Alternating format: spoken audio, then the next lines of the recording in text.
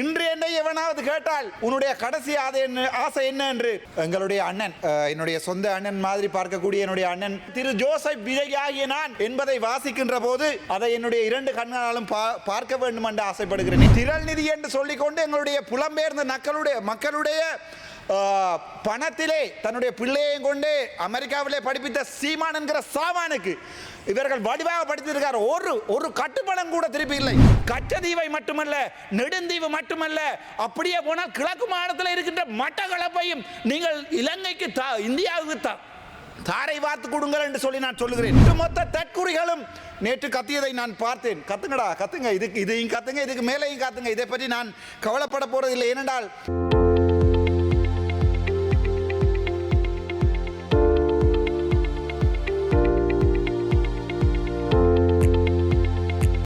திரு Joseph Vijay ஆகிய நான் இந்த வசனத்தை கேட்குறதுக்கு எனக்கு மிகவும் சந்தோஷமாக இருக்குமா நினைக்கிறேன். நாளைக்கு இலங்கையிலிருந்து இன்று வரைக்கும் எங்களுடைய அண்ணன், என்னுடைய சொந்த அண்ணன் மாதிரி பார்க்கக்கூடிய என்னுடைய அண்ணன் திரு ஜோசப் விஜய் அவர்கள் நாளைய தினம் தமிழ்நாட்டின் வரலாறு காணாத ஒரு வெற்றியோட எம்ஜிஆருக்கு அடுத்தபடியாக எம்ஜிஆருக்கு ஒரு தடவை மேலே போய் என்னுடைய அண்ணன் விஜய் அவர்கள் நாளை தமிழ்நாட்டினுடைய முதலமைச்சராக பதவியேற்கின்றதை என்னுடைய இரண்டு கண்களாலை ஒரு தடவை குட்டிமணியும் தங்கத்துறையும் வெளிக்கடை சிறைச்சாலையின் போது கொல்லப்படுகின்ற போது கடைசி நிமிடங்களிலே கேட்டார்கள், உங்களுக்கு என்ன ஆசைப்படுகிறீர்கள் என்று. அப்போ அவன் சொன்னான், என்னுடைய இந்த இரண்டு கண்கள் நான் செத்தா பிறகும் எங்களுக்கு தமிழீழம் கிடைக்கிறது என்பதை நான் பார்க்க வேண்டும் என்பதற்காக அவனுடைய கண்ணை குத்தி இந்த சிங்கள காடியர்கள் ஒரு தடவை வெளிக்கடை சிறைச்சாலையில் என்று நினைக்கிறேன் குத்தி கொலை செய்தார்கள். அதே மாதிரி இன்று என்னை எவனாவது கேட்டால் உன்னுடைய கடைசி ஆசை என்ன என்று என்னுடைய தமிழ்நாட்டு முதலமைச்சர் திரு ஜோசப் விஜய் ஆகிய நான் என்பதை வாசிக்கின்ற போது அதை என்னுடைய இரண்டு கண்களாலும் பார்க்க வேண்டும் என்று ஆசைப்படுகிறேன். நேற்றைய தினம் நான் என்னுடைய ஒரு நிமிட உரையின் போது எங்களுடைய நெடுந்தீவை முடிந்தால் தமிழகத்துக்கு கொடுங்கள் என்று சொல்லுகின்ற அந்த ஒரு வசனத்திற்காக ஒட்டுமொத்த தற்குறிகளும் நேற்று கத்தியதை நான் பார்த்தேன். கத்துங்கடா, கத்துங்க, இதையும் கத்துங்க, இதுக்கு மேலேயும் கத்துங்க. இதை பற்றி நான் கவலைப்பட போறதில்லை. ஏனென்றால் அரசியலில் யாரும் கருத்தை தெரிவிக்கலாம். ஆனால் இன்று தமிழக மக்கள் ஒரு உணர்வுள்ள தமிழனாக நிரூபித்திருக்கிறார்கள். காலங்காலமாக ஊழல் செய்தவர்களை வீட்டை அனுப்ப வேண்டும் என்கிற ஒரே ஒரு நோக்கத்துக்காக, அது அதிமுக இருக்கலாம், திமுக இருக்கலாம், அல்லது திரள் நிதி என்று சொல்லிக்கொண்டு எங்களுடைய புலம்பெயர்ந்த மக்களுடைய பணத்திலே தன்னுடைய பிள்ளையையும் கொண்டு அமெரிக்காவிலே படிப்பித்த சீமான் என்கிற சாமானுக்கு இவர்கள் வடிவாக படித்திருக்கார். ஒரு கட்டுப்பணம் கூட திருப்பி இல்லை. இதில் இருந்து இந்த போலி தமிழ் தேசியம் கதைக்கின்ற ஸ்ரீதரனாக இருக்கட்டும், இதில் பக்கத்தில் இருக்கிற போலி தமிழ் தேசியம் கதைக்கின்ற கஜேந்திரகுமாராக இருக்கட்டும், அங்கால் இருக்கிற செல்வம் மடக்கரநாதனாக இருக்கட்டும், பின்னால் ஒருத்தருமே இல்லை, இவங்கள போயிட்டாங்க. இந்த தமிழரசு கட்சிக்காரராக இருக்கட்டும், இவங்களுக்கு மிக தெளிவாக இந்த தமிழக தேர்தல் ஒரு பாடம் ஒன்றை சொல்லி சென்றிருக்கிறது.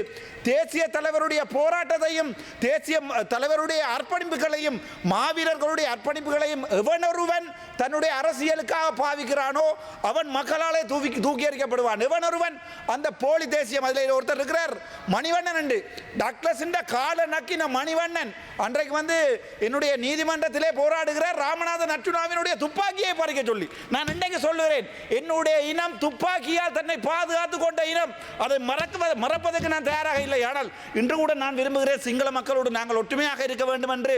ஆனால் வடக்கு மாநிலத்திலே எத்தனையோ தீவுகள் இருக்கிறது. நெடுந்தீவுக்கு அண்மை தினம் போனேன். அங்கே மாவட்ட வைத்தியசாலையாக இருந்த வைத்தியசாலையை இப்போது ரெண்டு வைத்தியர்கள் வேலை செய்கின்ற வைத்தியசாலையாக இந்த சிங்கள இனவாத அரசியல் மாற்றி இருக்கிறது. அதாலே தான் சொன்னேன், உங்களுக்கு நெடுந்தீவுக்கு ஒரு மாதத்திலே 4 நாட்கள் 5 நாட்கள் மட்டும்தான் மின்சாரம் வழங்க முடியுமாக இருந்தால் கச்சதீவை மட்டுமல்ல, நெடுந்தீவு மட்டுமல்ல, அப்படியே போனால் கிழக்கு மாநிலத்தில் இருக்கின்ற மட்டக்களப்பையும் நீங்கள் இலங்கைக்கு இந்தியாவுக்கு தாரை வார்த்து கொடுங்கள் என்று சொல்லி நான் சொல்லுகிறேன்.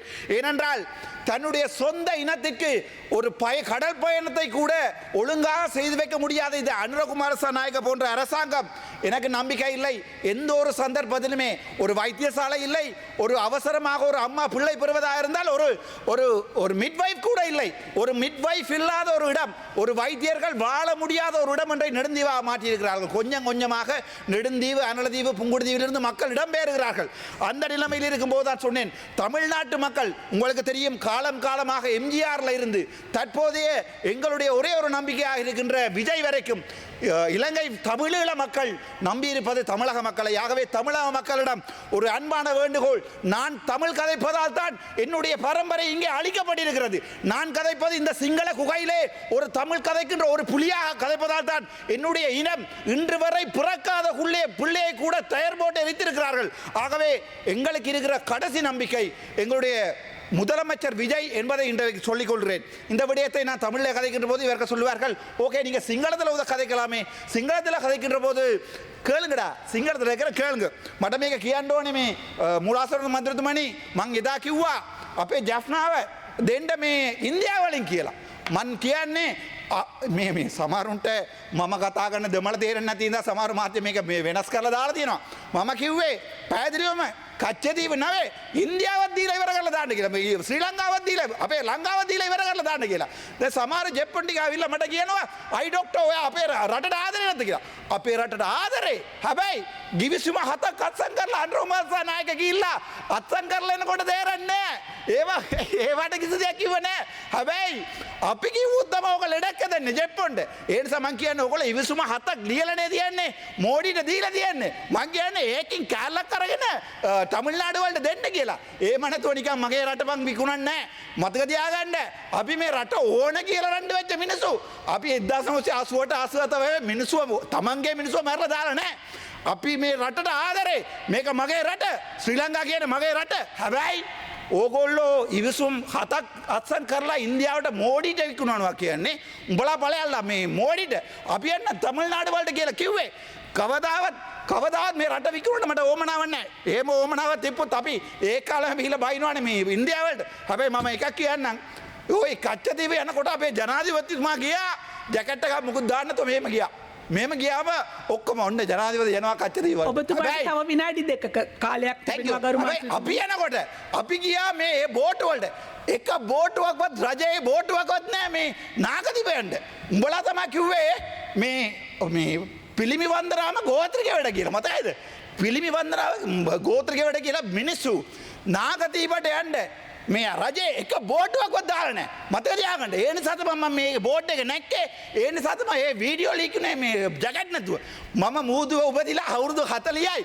ඒ නිසා මට පීනන්න පුළුවන්. හැබැයි පොඩි දරුවෝ එනවා. අම්මලා යනවා ජැකට් එක නැතුව. මගේ එක ගලවලා දුන්නේ අම්මා දාගන්න කියලා. මම බෝටුව පෙරළුනොත් මට බේර ගන්න පුළුවන් මාව. හැබැයි අම්මලා දරුවෝ බේරගන්නේ කවුද? උඹලා දාවිලා මේ ජෙප්පෝ ටිකත් ආවිලා බේරන්න. තව එකක් කියනවා මට තුවක්කුවක් දීලා තියෙනවා ආරක්ෂාවට. අපි මන්ත්‍රීකම හැම මන්ත්‍රීලාට දැන් නිකන් කියන්නකෝ සුමන්ත්‍රෙන්ට දීලා තියෙනවා MST දෙකක්. හැබැයි පාර්ලිමේන්තු මන්ත්‍රී මට එක පොලිසිය ආරක්ෂාවක් නැහැ. හැබැයි අපේ පරම්පරාවට පොරදුයි ඔය තුවක්කුව. අනේ ඕක ලෝඩ් කරලා අන්ලෝඩ් කරලා සේව් එකට දාන්න තේරෙන්නේ නැතුවද අවුරුදු 40 මං ඉන්නේ. මම හිතන්නේ මම අවුරුදු 6ක් ඉනකොට ඔය මේ ඩිස්මැන්ටල් කරන ඔය ගන්න එක. මගේ තාත්තාගේ පපුව තිබ්බ එක, මිත්‍ර තිබ්බ ගන්න එක.